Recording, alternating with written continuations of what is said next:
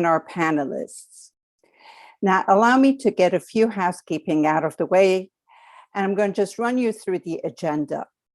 We will kick off with an introductory remark by IFAD Nindai Balchika, who is the lead technical specialist for gender and social inclusion.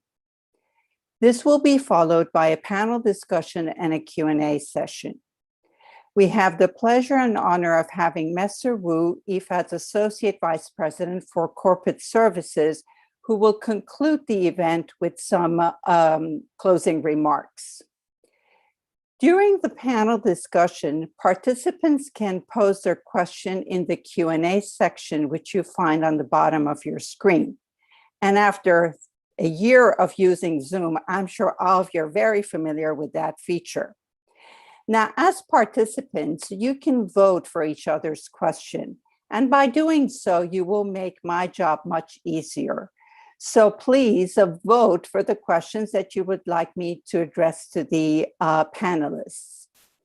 If you are following us through social media, you can use various hashtags, starting with hashtag IWD 2021 or International Women's Day or Act for Equal or Generation Equality.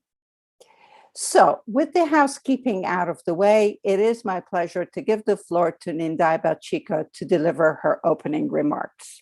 Nindai, over to you. Thank you very much, Roxy. Excellencies, Member State Representative, distinguished guests, ladies and gentlemen, colleagues, good morning, good afternoon, or good evening, depending on where you are. Today, we celebrate International Women's Day. Today, all women are recognized for their achievements, regardless of their nationality, ethnicity, or their linguistic, cultural, socioeconomic, or political background. International Women's Day is also a day to call out the persistent biases and to challenge the stereotypes which prevent gender equality to be fully realized. Gender equality includes ensuring that women enjoy full and effective participation and equal opportunities for leadership at all levels of decision-making in political, economic, and public life. A year into the COVID-19 pandemic, this year's theme, Women in Leadership, Achieving an Equal Future in a COVID-19 World, could not be more befitting. And the question of women's leadership is so critical to the Rome-based agency of the United Nations that they decide to organize jointly 2 events to hold a conversation on the subject. Today's morning event will focus on women's leadership within international organizations, and the high-level event this afternoon will focus on women's leadership on the ground. It is well documented that progress on gender equality is slow and uneven. Here are some sobering 2019 statistics on the leadership gender gap. The number of head of states or government who are women and the proportion of managerial positions held by women in 2019 are almost the same as 25 years ago, at 20 and 28% respectively. 47% of women of working age participating in the labor market, compared to 74% of men, representing a gap of 27%, the same as observed in 1995. 36%, or a bit more than a third of elected seats in local government, are held by women. 18%, less than 20% of women are chief executive officers. At the start of his tenure, United Nations Secretary General Guterres pledged to appoint equal numbers of men and women to top positions at the United Nations. In 2016, women held 33% of senior positions. That figure grew to 56% by 2017. While this accomplishment is to be celebrated, some disparity remains in terms of gender and diversity. As of September 2020, overall women made up 41% of the UN system's international staff. But from 55% of entry-level position, that number declines to 36% for D2 positions. In addition to parity dropping off as staffers advance from entry-level position, upon close examination, the data also shows a disproportionate representation of Western Europeans and North Americans over the last 25 years. So progress is being made, but much remains to be done. If you are here today, it is likely because you care about gender equality and gender balanced leadership. It is, of course, a moral issue for all of us, as it should be. But if I put my IFAD hat on, women's representation in leadership position is essential to eradicate inequalities and promote an inclusive, prosperous, and sustainable world. That is why, as an institution, we focus on this issue. For instance, when women are meaningfully represented and engaged in leadership bodies such as legislatures, courts, and community councils, laws, rulings, and decisions are more likely to be inclusive, representative, and take diverse views into account. As a result, countries with a greater proportion of women as top decision makers in legislatures have lower levels of income inequality. Evidence shown that women's leadership is very effective in times of crisis. Recent studies have found that countries or states in the US led by women during the COVID-19 pandemic had systematically better outcomes related to COVID-19, including number of cases and deaths. This suggests women's leadership in position, even in the rural communities, could have the same outcomes. There is ample evidence that companies with an inclusive culture are more profitable. For instance, venture capital firms which increase their proportion of female partners by 10% saw a spike of 1.5% in overall fund returns each year. Similarly, research suggests that inclusive companies are more innovative and more likely to hit better financial targets. With 9 years to the global goals, business as usual will not close the gender gap. And the United Nations systems, including IFAD, FAO, and WFP, is walking the talk with a number of initiatives, such as the United Nations Gender Parity Strategy, which includes specific commitments in areas such as leadership, accountability, recruitment and retention, with the objective to foster an inclusive workplace and transform the institutional culture so that the organization can fully deliver on its mandate. Strategies to enhance monitoring and accountability, as well as increase gender awareness.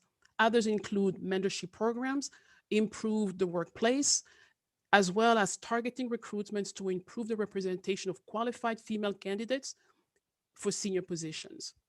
While these actions are innovative, and in some cases bold, they are not enough. I hope our discussion today will contribute some concrete ideas and actionable steps to make consequential change for gender equality in institutions. Before I close, let me thank our panelists in advance for participating in this discussion. I also thank our leadership at IFAD for hosting this event and thank FAO and WFP for jointly organizing this important and timely discussion. Once again, welcome everyone. I look forward to hearing this discussion. And with that, I will now hand over to Roxy Sami to continue with the program.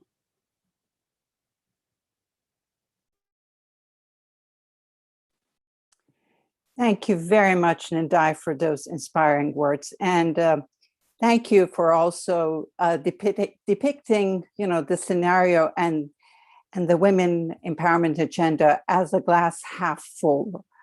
And on this International Women's Day, although there's still a lot of work to be done, let's just take a moment to celebrate some of our successes. We do know that there are more girls going to school, so that's a success that we can celebrate. We also know that there are fewer girls forced into marriage. Still, there are very many left, but there are fewer that are being forced into marriage. We also know that more women are in decent jobs, allowing them to generate their own income. And it's a fact that the UN family is working full steam to achieve gender equity and equality. And as I said, the job is far from being done.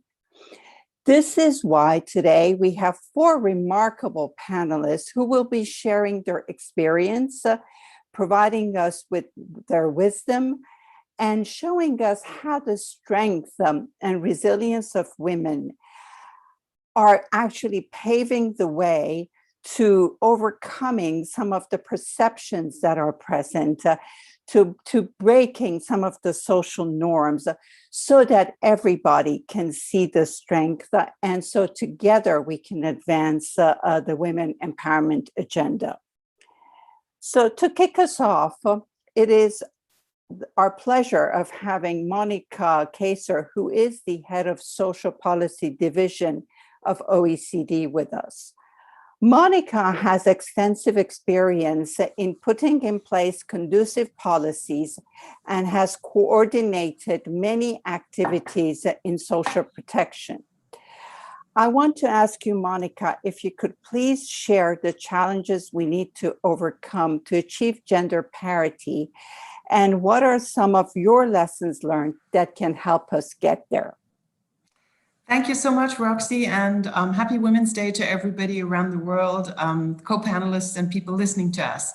I think that we have got a great start from Daya on this, saying precisely that glass is half full. And as you just said, Roxy, I think we also need to recognize that we've come a long way. A lot has happened, and particularly in education, it's great news, and that around the world, because many times the discussion focuses on women in leadership, in big organizations, big companies in developed countries, but around the world, for example, education has made major strides, and we can be very happy, but we should not rest on our laurels here. Think more has to happen. That is absolutely sure. So what are some of the things that we think are crucial that we need to work on to achieve real equality? Well, one of the first ones we at the OECD, and you will not be surprised to hear this since we are largely an economics organization looking at economic and social integration, we're working very hard on reducing the gender pay gap. Together with UN Women and the ILO, we have founded an initiative which is called the Equal Pay International Coalition, which brings together international organizations, country governments, and private sector NGOs, civil society, to work on this very, very important topic of gender pay gaps. Because what we see is that even in the Nordic countries, which are arguably the ones that are most advanced on gender equality, and you know, for example, that if you look at the international rankings, Iceland consistently wins. They have great gender equality from the government down to the entire society. But even in a country like Iceland, the gender pay gap persists. And so this is one of the big challenges. Where does this come from? Well, it comes from many different areas. It comes from women's occupational choices, which is another thing we really need to work on. But it also comes due to the fact that unpaid care work is still very unevenly distributed. And women around the world, there's not a single country, according to the data that we have in the world, where more unpaid work is done by men than by women. And it's quite logical. If women do more unpaid work, they can have less time to do paid work. And in many countries, it is still assumed that women will just have to settle for part-time jobs, for temporary jobs, for precarious work, whatever is available to them in order for them to solve the problem of reconciling work and family responsibilities. So in order to really get more equality for women in the world of work, in leadership, in the labor market, we really need to address that fundamental imbalance.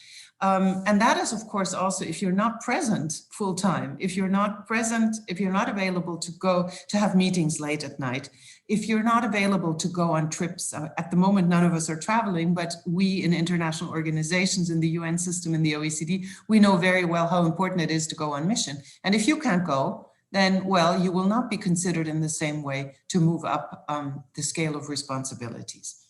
Now, having outlined those key challenges, let me tell you a little bit about where we see what could be good policies to overcome these big challenges.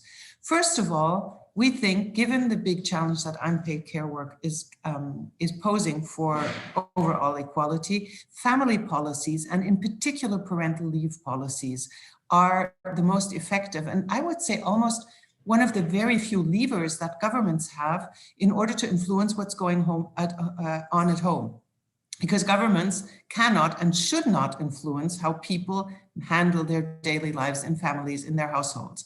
However, we've seen in Nordic countries, for example, who've been the pioneers here, and many countries have been following, that giving more parental leave to fathers, and some of it actually exclusively available to fathers without a choice of whether to give it to the mother as well, have actually been changing the game.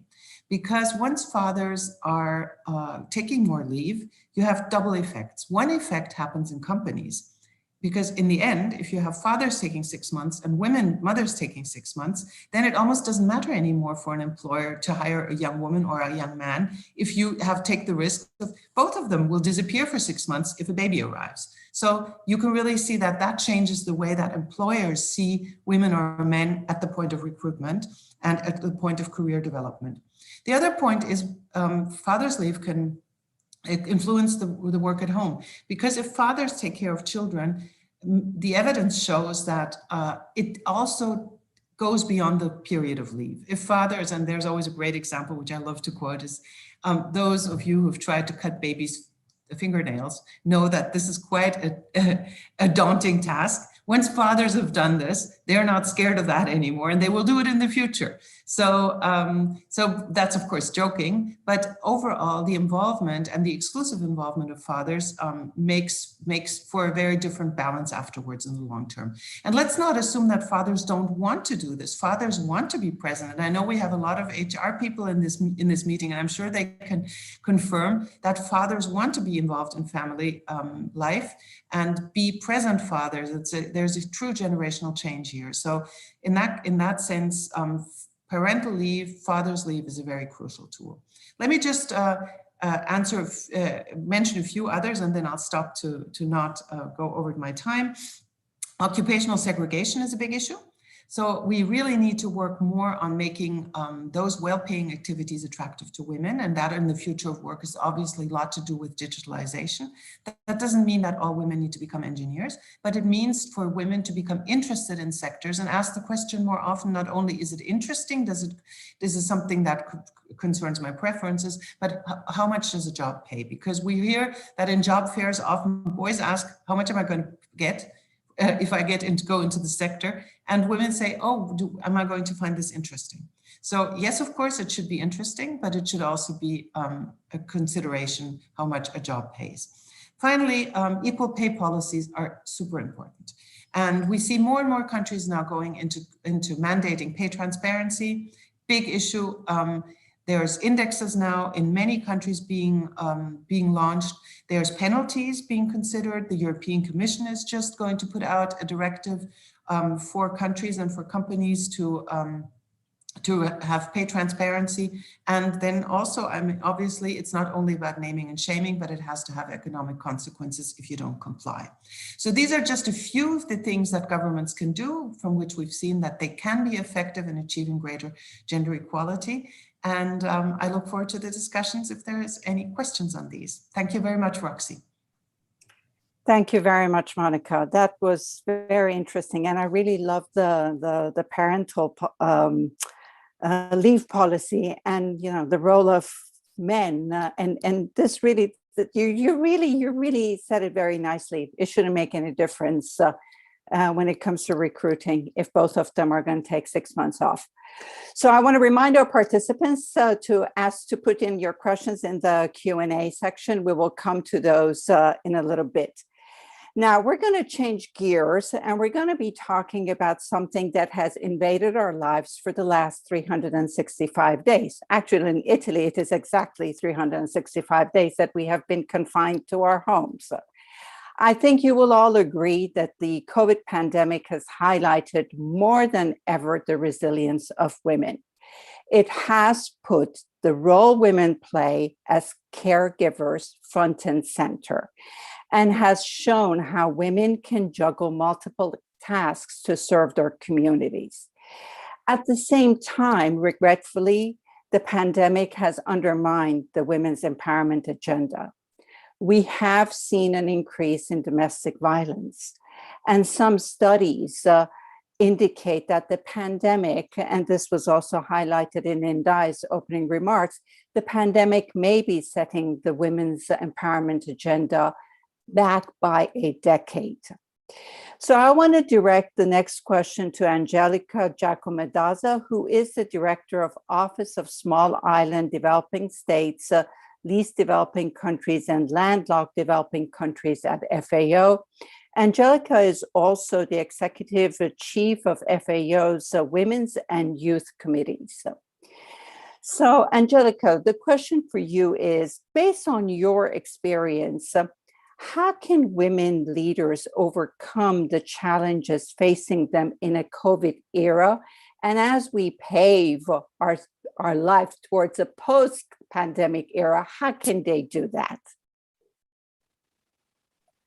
Thank you, Roxana, and happy International Women's Day to everyone. Recently, I read an article in the Harvard Business Review that described a phenomenon called the glass cliff phenomenon. And basically, it's a sort of a litmus test for women to demonstrate their skills when all odds are against them. They're setting us up to fail. So when no one else can do the job, they bring in the woman. Later, the same article cites a study, which also Ndai cited, about the better outcomes in COVID response by female leaders, including number of cases and a number of fatalities. I think COVID-19 was really the ultimate litmus test for all of us and for women indeed. In this regard, my view is that during this pandemic, what was demonstrated is some of the stereotypes that are usually associated with women and the reasons society tells us we can't lead are precisely the reasons why we should lead. And this study and the article seem to back me up. Now, in 2019, an analysis conducted by Georgetown University Center on Education in the workforce found that 1 in 8 Americans believe that women are too emotional to hold office. And while this is focused on the US, I'm sure every woman on this panel has heard this before. So it's definitely a global phenomenon.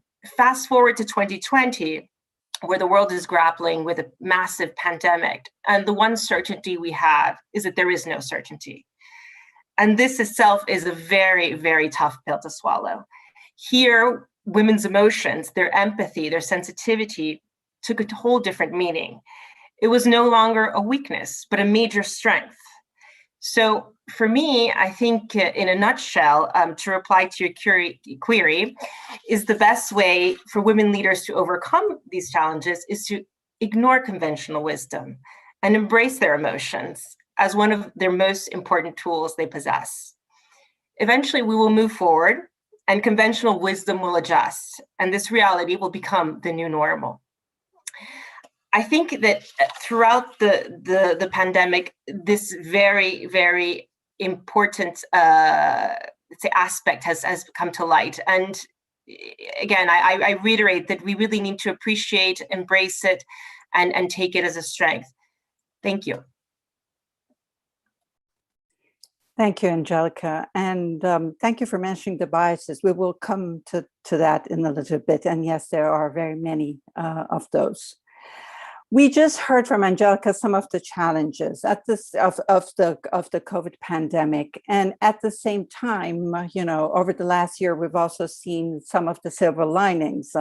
Anything from decrease in carbon emission when we were all in lockdown, in full lockdown, nature getting a second wind. How many of us have seen, all the animals coming out and the penguins walking in Simontown and Cape Town or what have you? Decrease in food waste because we actually were home and we could and we used the food that we had, and also more equitable distribution of household between men and women during the lockdown. and the debunking of myths such as work from home being a perk. I want to now turn to our colleague Chitra Deshpande, who is IFAD Senior Evaluation Officer and also the founder of Women's Informal Network, which promotes inspirational women leadership and managerial capacities globally. And I want to ask Chitra, if you can share with us, how have measures to improve work-life balance contributed to paving the way to gender parity? Thank you, Roxy, and happy International Women's Day to all. The question you asked, Roxy, is really important because work-life balance is still a major challenge for women in international organizations who do not live in their country of origin and lack the familial support that most working women depend upon. We formed the Women's Informal Network because we found that women professionals were the least satisfied with their work-life balance and career development at IFAD 5 years ago. Work-life balance measures like teleworking and flexitime are essential for women working in international development who work long hours and travel extensively, as Monica mentioned earlier. Yet, while flexible working arrangements have certainly allowed many women to continue in their professional careers after having children, according to many studies, they do not necessarily result in positive career outcomes for women. Depending on the cultural context, teleworking may result in women working longer hours from home without additional pay or promotion. They may also be considered less committed to the office for teleworking. So as you said, it being regarded as a perk. In contrast, men who take time off for family duties are often praised for their progressive approach to work and family. Instead, for women, control over their schedules has proven to be more critical to achieving greater work-life balance. Flexible working arrangements can contribute to this greater control, but reaching a higher position within her organization, I think, has been shown to be more effective. Teleworking is particularly essential for women working in international organizations like the United Nations and the OECD. In the Women's Informal Network, we found that many men and women working in the UN are separated from their families, either to pursue their different careers or in order to afford their children greater stability. Therefore, teleworking allows them to actually be with their families. It is equally important for men to be able to telework or access flexi time so that they can take on more caregiving roles like picking up children from school, caring for ill family members, or simply again to be with their families, as Monica mentioned again. During the pandemic, many organizations allowed their staff to telework for longer periods worldwide. As a result, many families were reunited and living together for the first time in many years. So by creating a working environment more conducive to work-life balance, we can keep women in the workforce to eventually take on leadership and managerial positions and thus have greater autonomy. In this way, flexible working can definitely contribute to greater gender parity. Thanks, Roxy. Thank you, Chitra. And I sincerely hope that, after everybody has seen that people actually do work from home, that once the pandemic is over, this flexibility will always be there for the active workforce.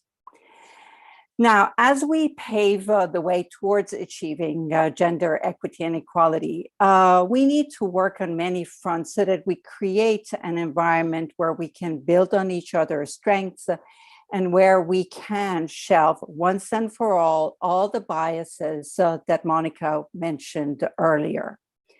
So the next question is for Michael Hemling, who is the head of resource management for World Food Program in Malawi and the co-founder of Men's Stand for Gender Equality, which is a global movement reaching out to male colleagues at WFP to engage them to become gender champions. So Michael, the question for you is, what, in your opinion, are the biases facing women so that they can succeed in leadership roles? Thank you so much, Roxy, and thank you so much for inviting WFP Men Stand for Gender Equality to this panel. And first of all, we would like to send our warmest congratulations to all women on this International Women's Day. Gender bias and most of all unconscious gender bias are still impact the way on how we search for talent. We need to remove the language which surrounds these biases from the recruitment processes we're currently having. It is when we change the conversation and bring the attention to the qualifications needed for the position that we can affect the change. It starts with implementing gender-neutral recruitment processes. What we can do is to change our approach in the recruitment process and to ensure that, for instance, vacancy announcements speak clearly to both women and men by removing unconscious gender bias language. We can encourage hiring managers to remove gender biased questions from the interview process to focus on recruiting the most qualified candidate. In addition, we can ensure that managers remove gender biases from the mentoring and from the coaching process to allow men and women equally to advance in their career developments. We can therefore implement specific mentoring programs which will support to promote women into senior women leadership positions. Thank you. Thank you, Michael. Indeed, the language, the terminology, and all the biases surrounding us. There is so much to be said about this, and we may be living in the 21st century, but yet our reality is a society that seems to keep living on and to cultivate stereotypes and biases. As Wangari Maathai, the Nobel Peace Laureate, once said, the law has come a long way in favor of the women, but it's tradition, the attitudes that we often have to fight. So I want to now go back to Chitra and ask you, Chitra, how can we, the women and men working in international institutions, dispel the biases that Michael was talking about and the stereotypes so that women can assume their well-deserved leadership roles? Thank you, Roxy. And I thank Michael for also sharing some ideas, which I think I also share. But let me just start with, regarding all kinds of stereotypes or biases, the first step is to become aware of them and to admit that they exist. I think there's a lot of denial that there are any discrimination against women, unfortunately, and any stereotypes. So to do that, we need to create safe spaces for dialogue and discussion. And that's among men and women, as well as among women together. And that's why the Women's Informal Network provides such spaces, by creating a community of women who can share their experiences, including discrimination. Organizations can also raise awareness through trainings like bias awareness training, as is offered by IFAD. And these trainings make us aware of the positive as well as the negative biases that we hold and help us to remain more objective. As an evaluator, I know the importance of recognizing biases and mitigating them.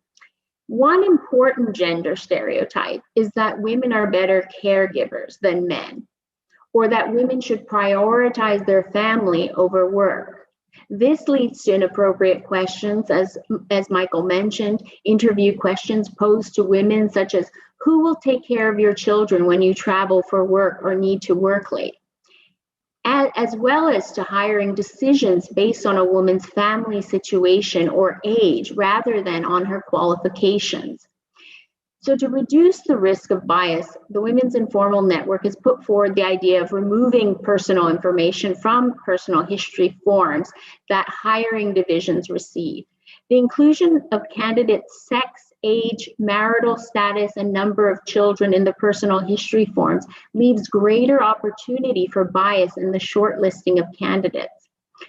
Another stereotype, which is highlighted in the UNAIDS mentoring guidelines, is that women do not get along with one another. This is another stereotype that we try to dispel through our network. By bringing together women at different points in their career and from diverse international organizations, we have about 50 women from 50 different organizations among our almost 800 members, we open a cross-generational dialogue to increase empathy and understanding. We also encourage our members to support the voices of other women in their organizations by supporting their views and ensuring they are given recognition.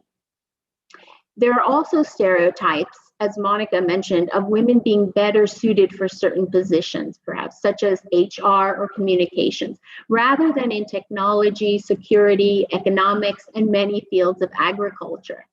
Therefore, we need to ensure we encourage gender parity in these fields as well to dispel stereotypical views of women. So thanks, Roxy. Just some of my views and looking forward to further discussion on them.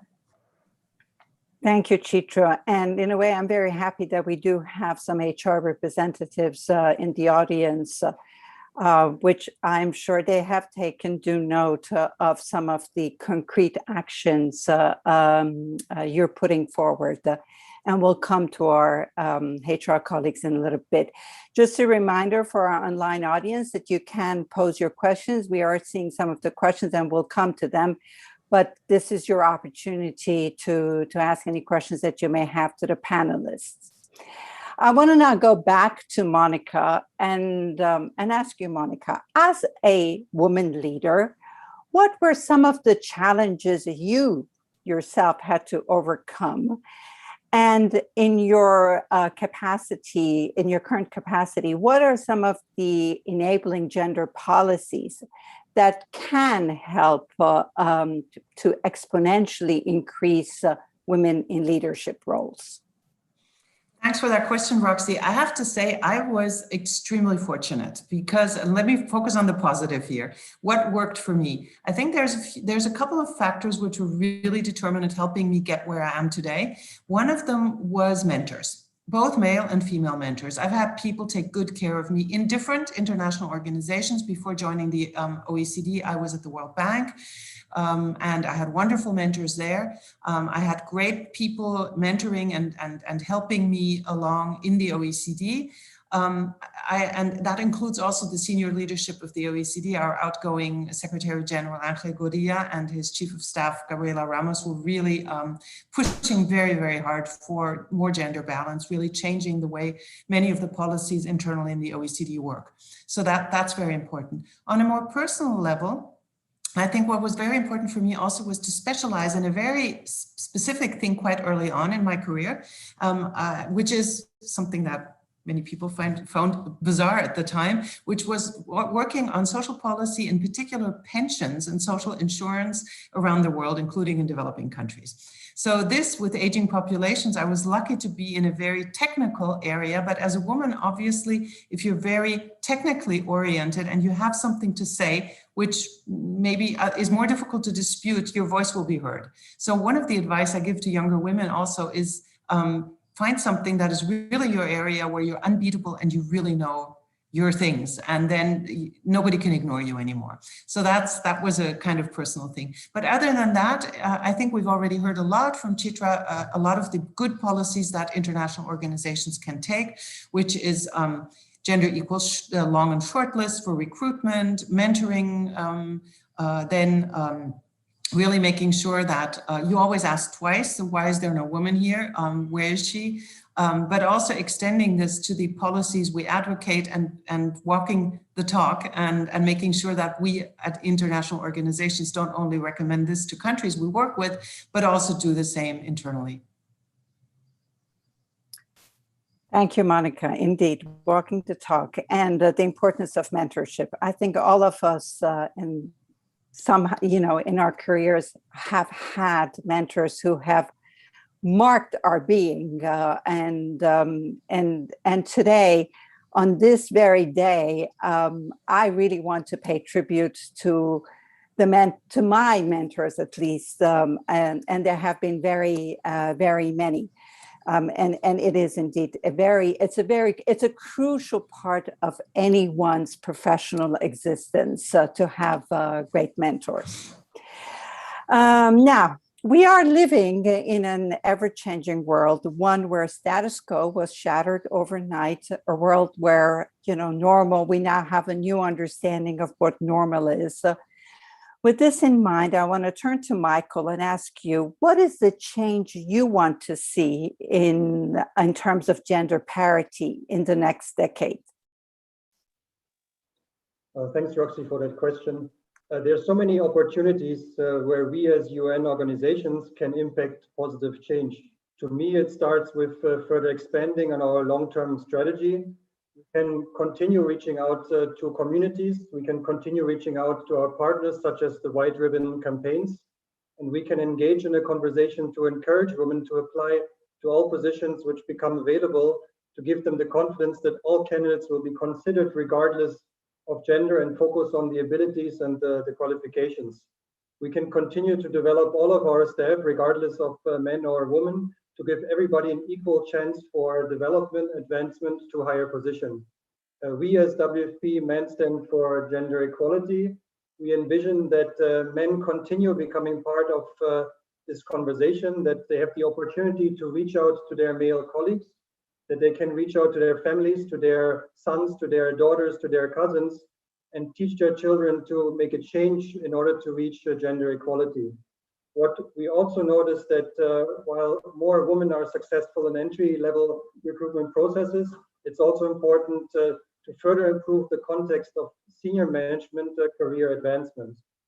We will continue raising awareness and advocate for gender equality.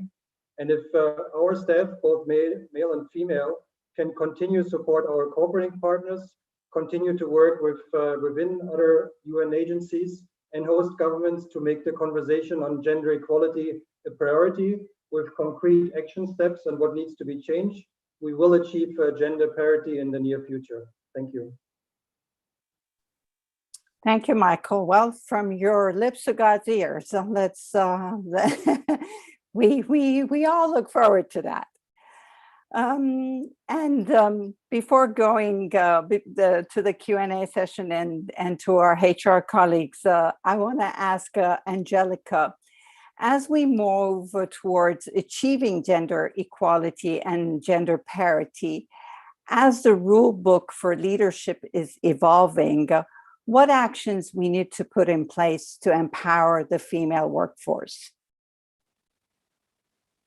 Thank you, Roxana. And yes, I think a lot of the let's say the actions needed to be taken have been mentioned by the former panelists. I think of some special ones like creating a safe space, the issues of achieving gender parity, and issues of policy. So I will focus a bit on some of the things that FAO has been doing in these areas. The first one about creating a safe space. In 2019, on the occasion of the Day of the Rural Women, FAO launched its Women's Committee. And the committee was precisely developed to provide a safe space for women to express themselves free from judgment or harm. And we've come a long way in the Women's Committee. From where it started, and in the midst of, let's say it was in September 2019, and we had the COVID pandemic, so we had to adapt in a major way. And a lot of our colleagues across the globe were feeling the stress of the pandemic and not knowing how to cope, and they needed really to reach out. So the Women's Committee decided to run a series of what we call the Women's Committee Teas. And here we invite inspiring panelists, such as the people that are on this panel. And we've had a lot of support from our RBA colleagues, which I thank a lot. I recall our first one we'd invited, along with our Director General, we invited also, an Italian astronaut, Paolo Nespoli. Naturally, he was very aware of how it is to live isolated from everything and have very little space. And he showed us some of his tips to cope. And throughout the teas, we've invited people like Rasa Michel, the executive directors of UN Women, of UNFPA, and other inspiring colleagues to share with us. And there's been a bit of a conversation.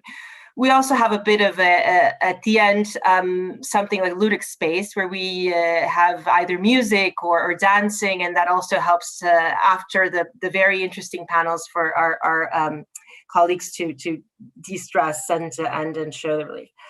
Another issue that has been mentioned and is part of what the Women's Committee is doing is the mentorship. Mentorship is really an important key for inspiring women, for harnessing their strengths and helping them develop their skills in areas where they may need some help.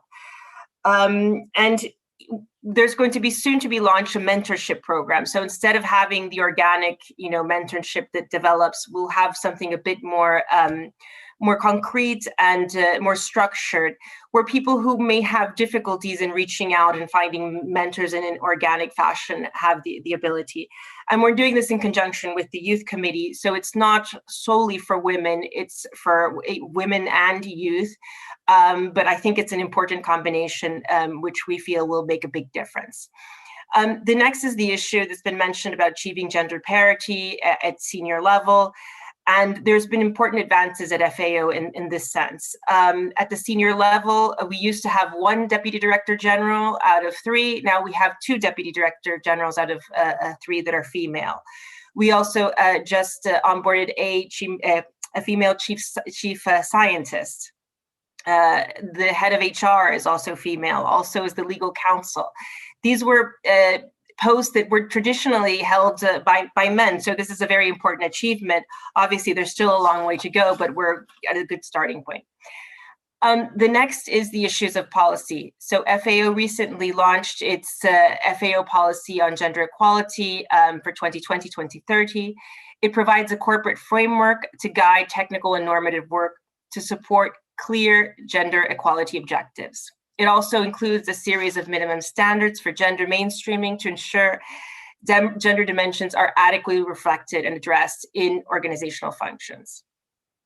So in this regard, I think we've covered some of the areas which are quite important. I think what we have to do is work harder and work more together, not only internally in the organization. I think we reach out to the RBAs, and we have our colleagues from the OECD and others, and we really the strength is in numbers, and the more we can come together and have interesting panels like this to highlight some of the challenges that we have, the better we'll be able to cope with the challenge of achieving full gender empowerment. Thank you.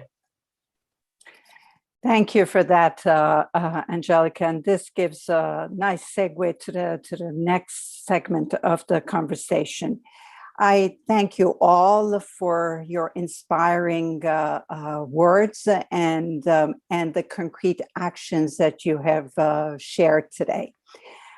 We are lucky to have our HR representatives in the audience. And so the HR representatives have heard the panel talking about the challenges and opportunities to further advance women empowerment agenda.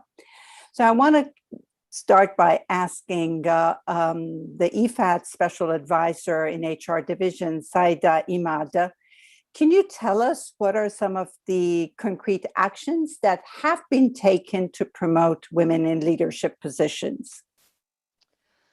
Thank you very much, Roxy, and happy International Women's Day to all. With regards to concrete actions, first of all, I would like to share on behalf of all the Rome-based agencies, I'm very pleased to confirm our commitment to mainstreaming gender equality and women's empowerment, and backing up these commitments with strong accountability frameworks and a dynamic gender action plan, including mandatory trainings to raise awareness.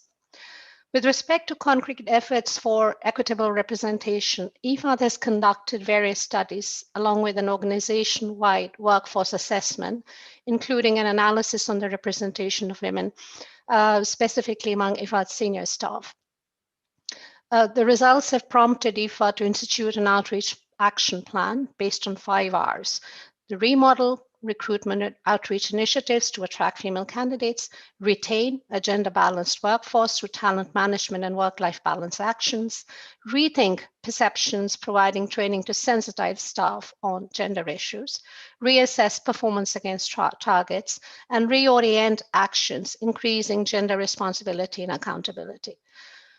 The study has also led to an enhanced employee value proposition plan, resulting in a targeted outreach plan for a more diversified workforce through online job boards and virtual career fairs. This allowed IFAD to increase visibility of hard-to-fill positions, ensuring a gender-balanced approach. In December 2020, IFAD participated in a virtual career event hosted by a partner job board, addressed solely to senior women leaders. We took advantage of the opportunity to gather resumes for open positions, interview female candidates, and build a network of relevant female profiles. This year as well, we plan to replicate the successful experience of a dedicated virtual career platform and plan to participate in 2 events on March 11th and March 25th. The events are part of IFAD's largest recruitment effort up to date, which was carefully planned to take our gender parity commitments in consideration. Finally, as of 2021, IFAD has started reporting to the Executive Board on the overarching topic of diversity. These reporting activities not only safeguard IFAD's commitment towards gender responsibility and accountability, but will also allow reorienting action if and where needed. Thank you very much. Thank you very much, Saida. And I think everybody is going to keep their eye on IFAD to see how does your drive to have more women pan out. And so you, IFAD, can set the example for the rest of the UN family. I now want to go to FAO's Rachel Kogan, who is the Senior HR Officer, and ask you, Rachel, what are some of the good practices you have put in place at FAO to achieve gender parity? Thank you, Roxana, and happy International Women's Day to all. To achieve gender parity, FAO recognizes that employees and management throughout the organization have a role to play to foster the conditions that promote an inclusive, flexible, and harmonious work environment and to attain real culture change. Our Director General has expressed a strong commitment to achieve gender parity at all levels by 2024. Upon taking office, he established the FAO Women's Committee and appointed several women in key leadership positions, as Angelica had shared. The Director General also established the annual FAO Employee Recognition Awards. In 2020, over 50% of employees recognized through this initiative were women, and one of the award categories was diversity and inclusion. FAO's HR works closely with senior management to promote gender parity through several initiatives, recruitment policies and approaches that ensure priority consideration to female candidates and aim to eliminate unconscious bias in the selection process, preparing women for senior roles by ensuring participation of at least 50% female staff in management and leadership development training, to create a more inclusive workplace. The medical insurance plan for consultants now features maternity benefit for qualifying participants, and the development of guidelines in response to COVID-19, encouraging supervisors to exercise flexibility to help employees balance family and domestic commitments with work commitments. We also cannot overlook the role of managers in achieving gender parity and their responsibility in role modeling and fostering an enabling environment. To strengthen this accountability, new indicators were added to the mandatory performance management objective of all FAO managers. To conclude, although we see continuous progress, we recognize that there is still a long way to go to achieve gender parity, especially in senior leadership positions. Thank you. Thank you very much for that, Rachel. And now I want to go to WFP's Mumbi Mbocha, who is the Diversity and Inclusion Coordinator, and ask you, Mumbi, what are some of the challenges you faced in achieving the gender parity at WFP, and how did you overcome these? Thank you so much, Roxy, and a very happy International Women's Day to all colleagues and women all across the world. So when we think about gender parity, that hasn't come without its challenges. It's a journey, and many of our colleagues have alluded to the fact that it is a journey that has challenges. So for WFP, as many of you know, we operate in some of the world's most complex, most difficult contexts. And therefore, sometimes it's really difficult to recruit women, especially in some of these areas. And also another thing is the cultural norms in the various places where we operate. Some of these may hinder women from getting involved in economic activities. One of the things that one of our colleagues mentioned was also the fact that sometimes there is a stereotype, for example, in security, in supply chain, which are perceived to be male dominated, that we don't have women involved in these functional areas. So those are basically overall some of the challenges that we faced in WFP. However, we can also see the results of some of the things that we've implemented.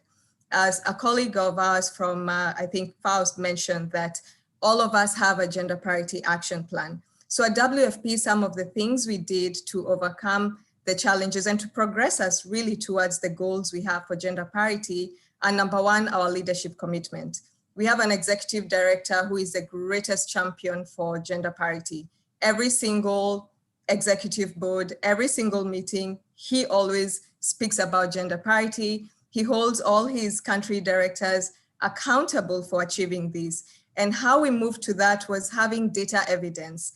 We looked at with the countries in which we operate and saw that the women representation was lacking in some areas. So targets were set based on the specific context of where we operate, and these are monitored on a quarterly basis. So then that ensures that there's consistency in achieving or moving towards our gender parity targets. And even more importantly than that, we have to create an inclusive workplace, an environment where it is conducive. Once you bring the talent in, how do you retain them? Because again, if you don't, you become a revolving door. So WFP has a workplace culture department that is responsible for ensuring we have an inclusive workplace culture.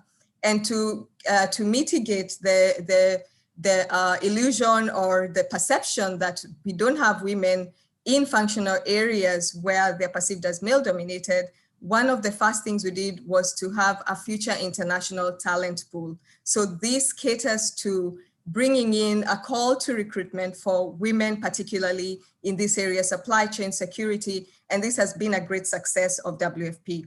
And just lastly, we've seen from 2017, when we began to look at this, women representation in WFP has moved from 34% to 40%.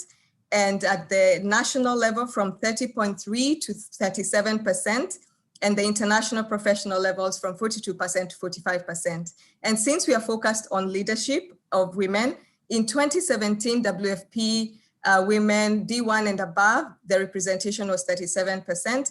And today in 2021, women representation at these levels is at 41%. So I can proudly say that WFP is progressing towards gender parity. There's much more work to be done. We cannot get our foot off the pedal. We have to keep going. Thank you so much, Roxy. Thank you. And indeed, WFP, in a way, it's ahead of many other UN family. The fact that your CIO is a woman for me has always been, Enrica has managed to break that glass ceiling. She is a CIO in a very, very male-dominated sector. So yes, you guys are doing very well. Now, we now know what the respective organizations are committed to do or are doing to increase women in leadership roles. So the one thing that everybody can do is to keep them accountable for the commitments that they've made, and to do whatever you can to achieve the goals that your respective organizations have set. Now, before fielding the questions from the floor, and I just want to take a moment to thank our over 440 participants who are online. I want to ask our panelists a 30-second soundbite question, which some may conceive as being a controversial one. According to scientist and entrepreneur Heidi Dagermeyer, the glass ceiling keeps females locked in a paradigm where men hand out permission slips to female progress. So I want to start by asking Monica, what is the one thing you are doing or will be doing to break free of this paradigm? This is a 30-second soundbite. What I'm doing at the OECD and what all of us are doing in the OECD is really taking a good look at our young talent, female talent, and making sure that they rise. And as an international organization, we're also enlarging that view. And I think it's important to mention that at least once a year on International Women's Day, that it's not only about being a woman, but there's other aspects of diversity that we should really work on and become better in international organizations as well, which includes other characteristics that people have, which should all be, all different groups should be adequately represented. Thank you, Monica. Now over to Chitra. Thanks, Roxy. And, you know, for the Women's Informal Network, that quote is basically our mantra. You know, we promote the idea that anyone can be a leader. So we didn't ask permission to start our informal professional network for women or our mentoring program. When we identified discriminatory questions on IFAD's medical forms, we raised awareness to have them removed. And this year we see the need to work on well-being and mental health during this COVID crisis, in fact, for women. And we're raising awareness about this through our meetings. And after this meeting, I think we're also, you know, going to make more efforts to bring in more men. And we actually have our first male friend of the Women's Informal Network. So we'll continue to act when we see the need for change. So thanks, Roxy. Thank you, Chitra. And over to Michael. Thank you, Roxy.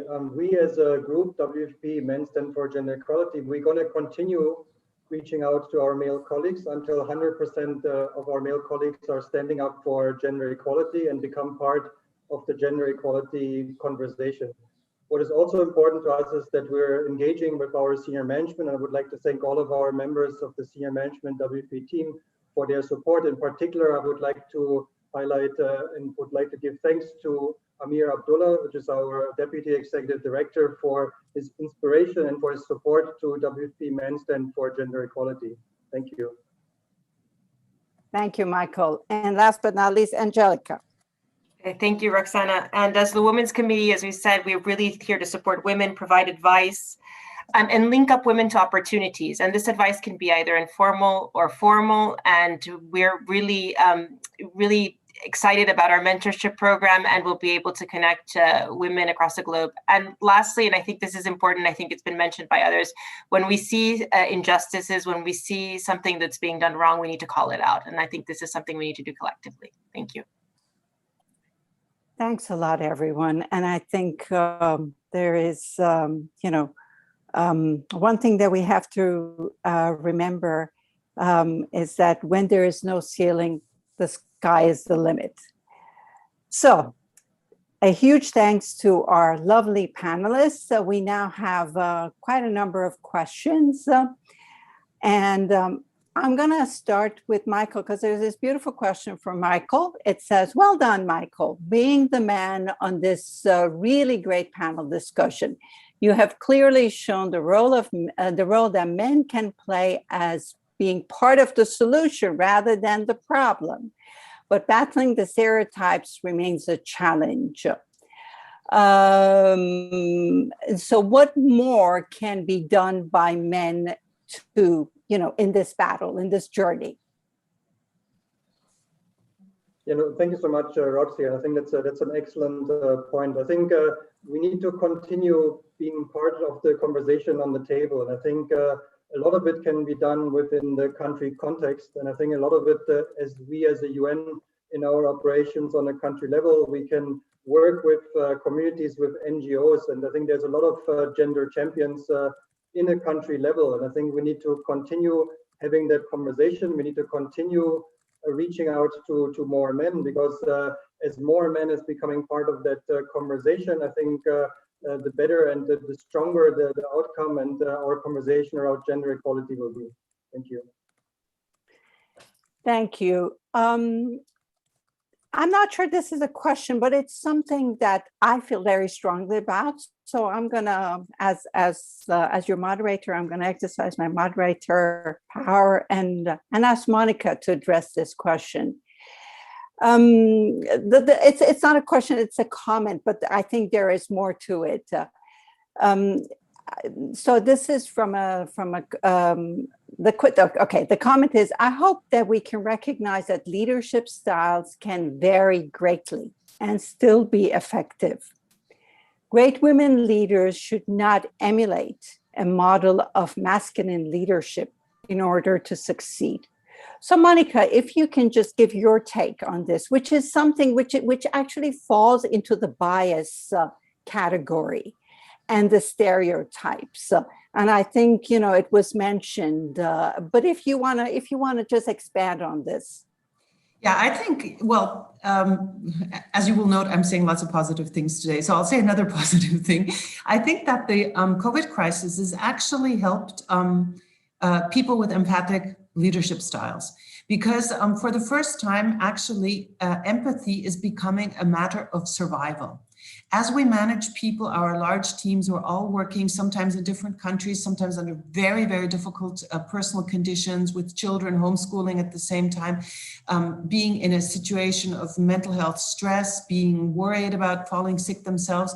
I think we've all, as women leaders, everybody has been forced to actually adapt their styles to a situation where you pay much more attention to staff well-being, which I would call the previous attributes that people often said were women were taking these styles. Now, you cannot manage in the old way anymore, where you say, okay, this is the way to do it. I say it, you do it, and I don't care how you do it. No, that's not going to work anymore. So I think we're learning in this crisis. It's been going on for more than a year now, and we don't know exactly when it's going to end. We know that new qualities are needed, and I think that will break a big hole in the ceiling for people who do have those qualities and who've been, mind you, practicing them for many years already. Those people will have better chances, because everybody's running staff surveys. Everybody's asking, who's a good manager? Do you feel you're being taken well care of? So I think that we have a huge chance getting out of this crisis with a very new style of leadership being required, and I'm hoping it'll be here to stay. Thank you, Monica. Chitra, I saw that you have responded to some of the questions live, but there is this one here which you touched upon. So if you want to just, you know, talk to it a little bit more.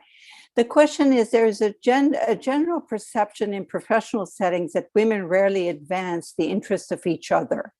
And this plays into men's hands and their dominance in workplaces and for positions of influence. How can women, what can women do to dispel this and make sure that this does not hinder women's professional advancement? Thanks, Roxy. And thanks for that question. As I mentioned, you know, one of the stereotypes that was raised in the UN AIDS mentoring guidelines is that women do not support one another. And unfortunately, sometimes our HR policies actually put us into policies trying to help women, you know, advance into positions. So, for example, you know, there must be at least 1 or 2 women on a short list, etc. It puts us in competition because we become, you know, often I'm competing with a friend in my organization for a position. So it puts us into competition as the woman candidate. But we need to, as women, not enter into that divide and conquer, kind of attitude. And I usually reach out to my friends who are competing for the same position, and we share and we support and we share presentations with one another. And this is how we can take away that competition of women against women. And then also, as I said in our, I think I wrote as well, just supporting your colleagues, your female colleagues in your division. When a female colleague raises a point that you think is strong and valid, make sure it's recognized, by echoing. You can echo her point and add your own.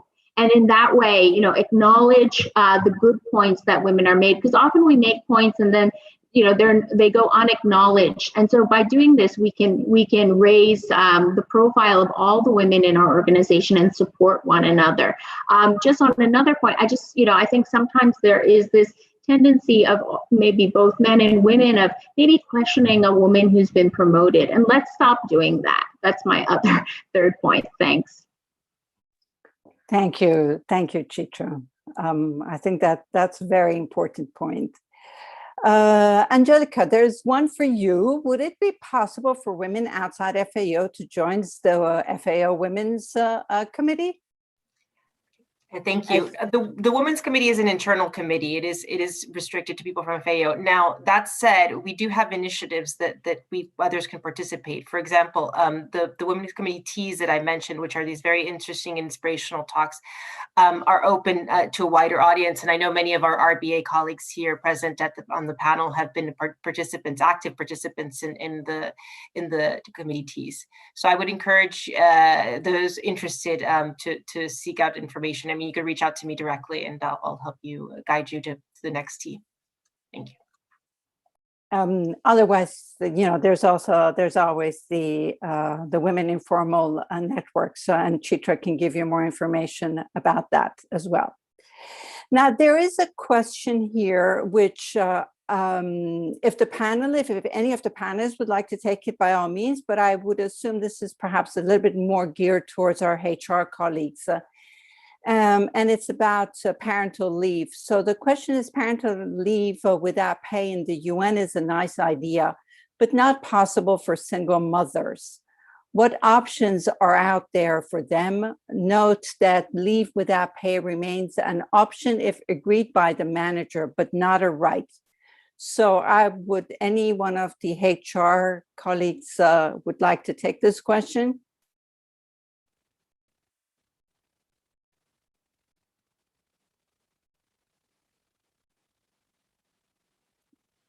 Do I need to ask somebody specifically to take this question?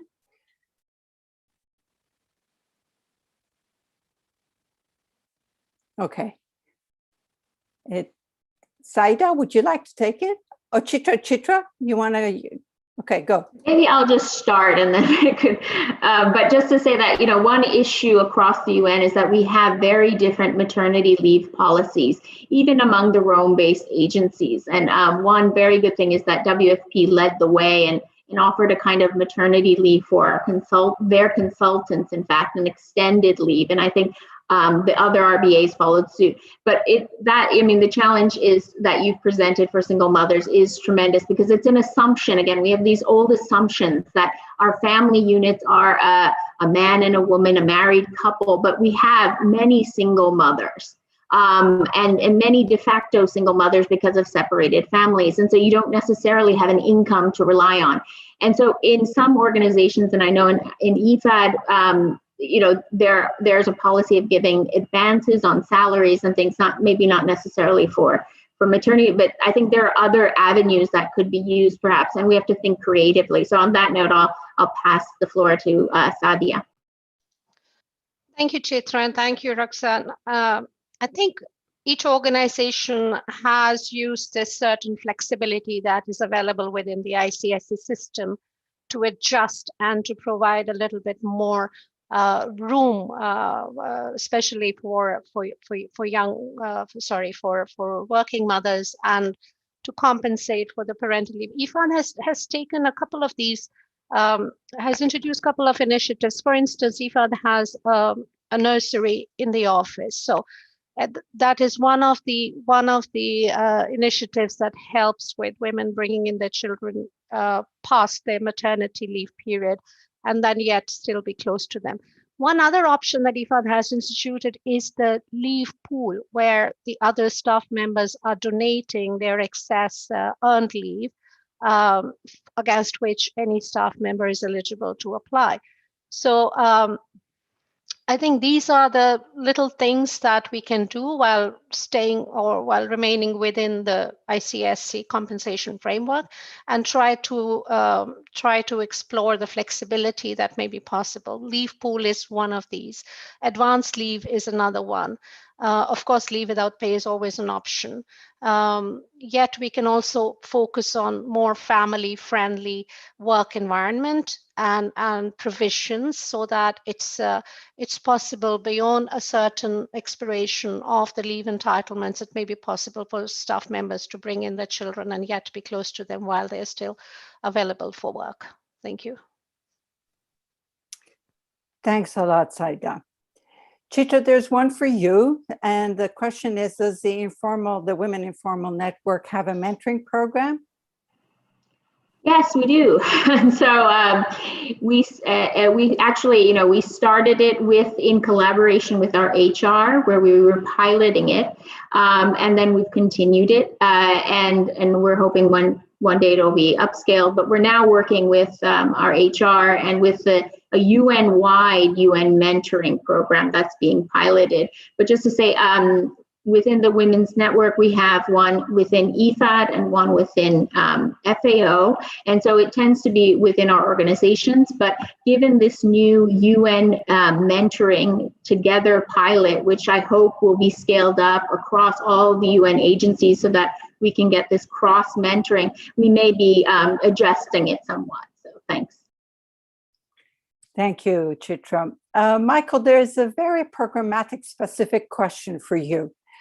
In Malawi, HIV/AIDS rates continues to be a burden on women who make up 70% of the caregivers. What are some of the policies that could help achieving gender equality? Well, thank you so much for that question. I think the UN agencies here in Malawi, there's a number of programs which are currently being rolled out, and I think there's WFP, which is very active. I don't want to name everybody, but also UNFPA, UNICEF.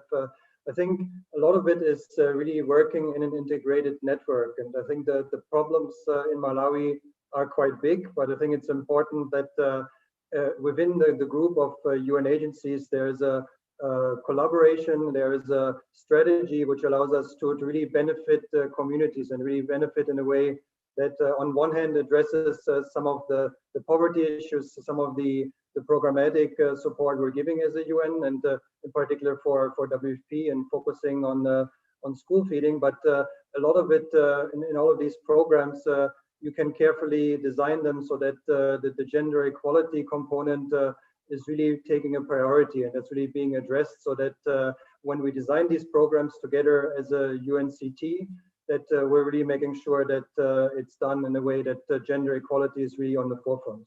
Thank you. Thank you very much. This has been an absolutely inspiring conversation. I hope that I hope that the panelists enjoyed it as much as I did. I surely learned a lot, and I also, it just highlighted the fact that coming together and sharing experiences always makes the task at hand look much more easier. So, and this is really where the strength of our respective networks come into play. And we do have very many of them. And I think today we have to also pay tribute to all of the founding members of these networks, of which we have very many on this very panel.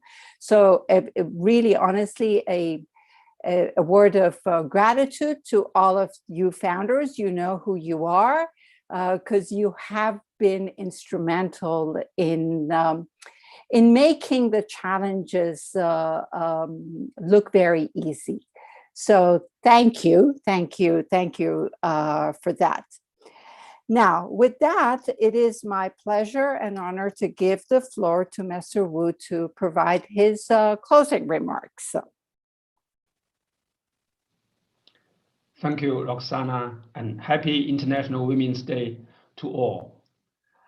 Distinguished member states representatives, dear colleagues, it is my great pleasure as a male colleague to join you for this event and make the closing remarks. Let me start by thanking the organizers and the great panelists and our moderator for their time and efforts, and also the insightful views. As the members of the panel discussion and our moderator have made it very clear that there is no doubt that women can play and should play an important leadership role in international organizations.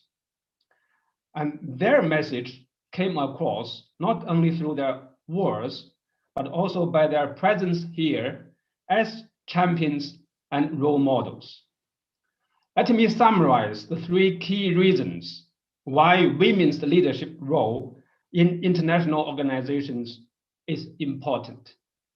The first reason is representation. Women represent 50% of the population, play many roles, and their contribution to society takes many shapes and forms.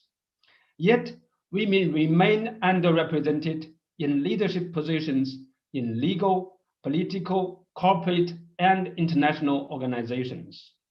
Diversity is not only the right thing to do, it is also essential to bring different perspectives and opinions to the table. The second reason is change. There is a saying, nothing is constant except for change. So women are often key agents of change.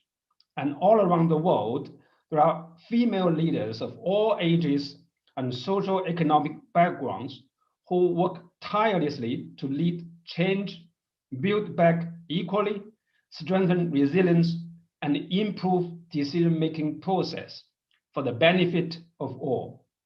We all aspire to solid, sustainable, and inclusive growth.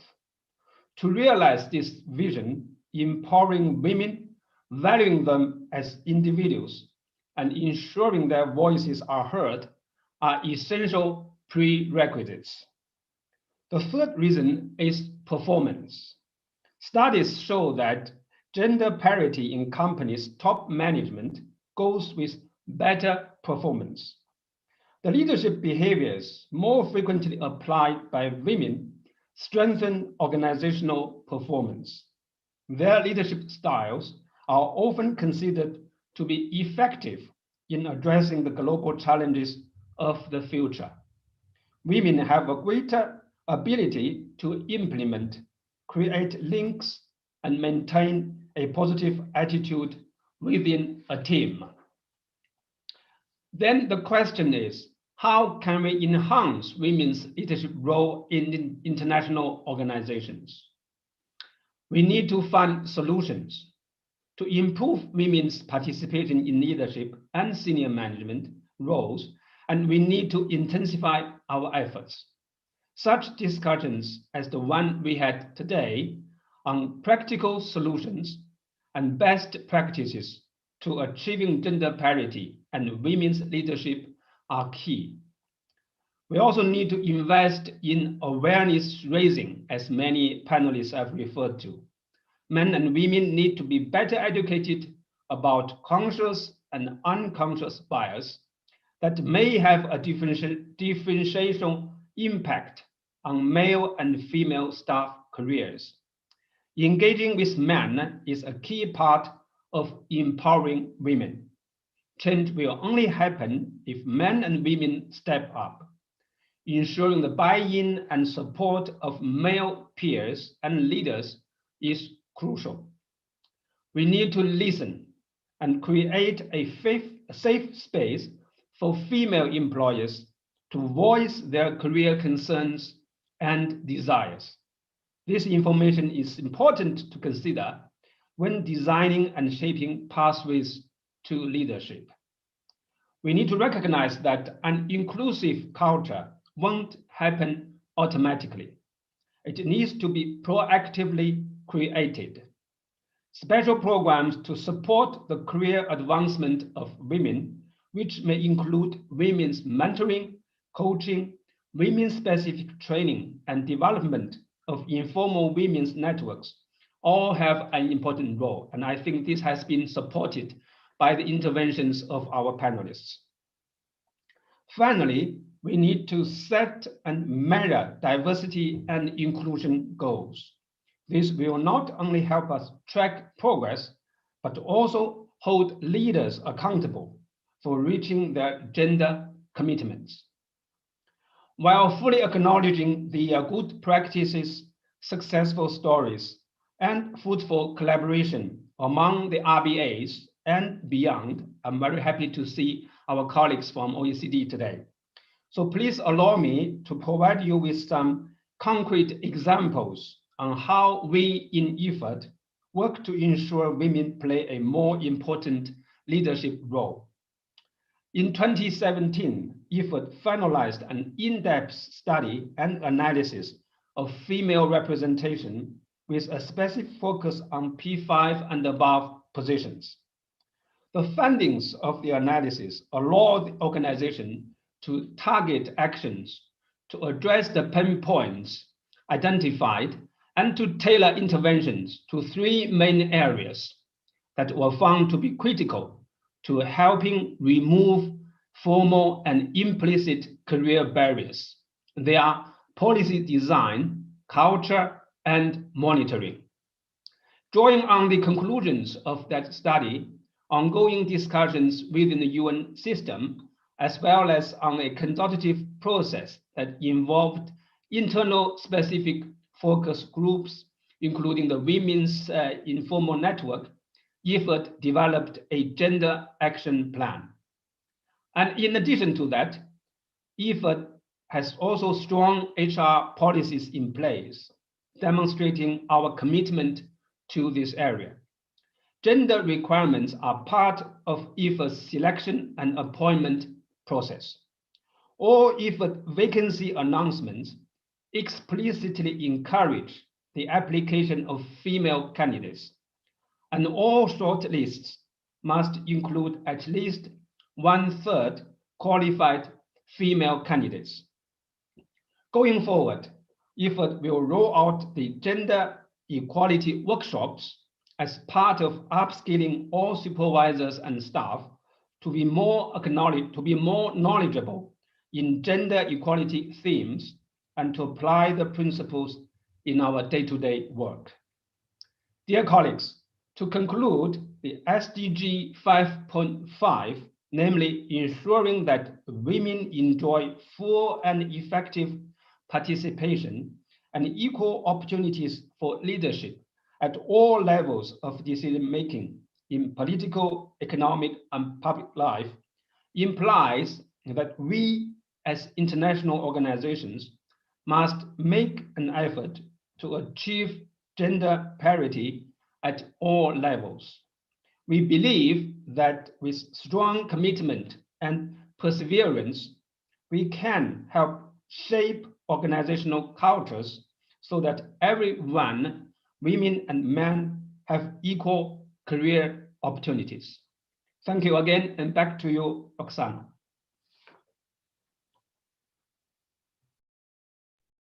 Thank you very much, Master Wu, for your closing remarks and for the commitment that IFAD is putting, and the actions, more than the commitments, the actions that IFAD is putting in place to advance the women empowerment agenda. This brings us to the end of this panel discussion. I want to thank once again our panelists, Monica, Chitra, Michael, and Angelica.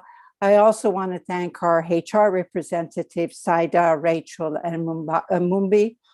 I also want to thank the organizers and all of the colleagues from the Rome-based agencies and OECD who helped us shape this panel discussion. Without your work, this would not have been possible. A huge thanks to Sylvia and Nindai for also involving me. This honestly has been a wonderful experience.